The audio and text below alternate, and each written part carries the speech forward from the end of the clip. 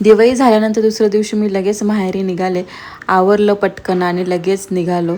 नंतर ह्या दोघांना भूक लागली, मग आम्ही पिझ्झा पण खाल्ला आणि गेलो. घरी गेल्यानंतर हे घरचं पहा वातावरण किती छान आहे. त्यांचं चाललंय मस्त झोपाळ्यावर बसून चहा घ्यायचं.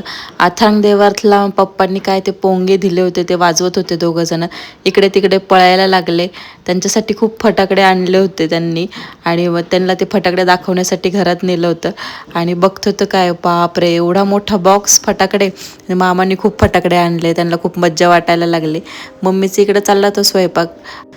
इथे सियाला माझ्या भावाने पाडवा गिफ्ट म्हणून 5 साड्या आणल्या होत्या, त्याच्यामुळे ती खूप खुश होती.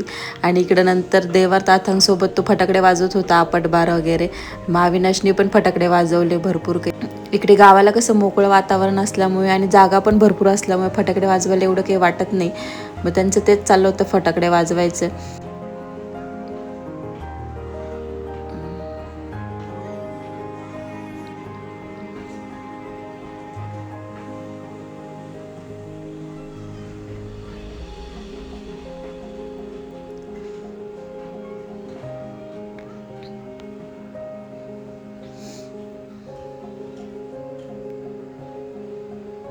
आणि नंतर मनसोक्त फटाकडे वाजल्यानंतर बसलो होतो आम्ही झोक्यावरती. आणि मग सियाची तयारी चालली होती, माझ्या भावाला ओवाळायचं होतं म्हणून रांगोळी वगैरे पाटावर. आणि मग नंतर तिचं सगळं आवरलं आणि मग त्यांनी ओवाळलं. आणि मग मी पण अविनाशला ओवाळलं, त्यांना पण मी ओवाळलं नव्हतं. तर असा होता आजचा आमचा दिवस.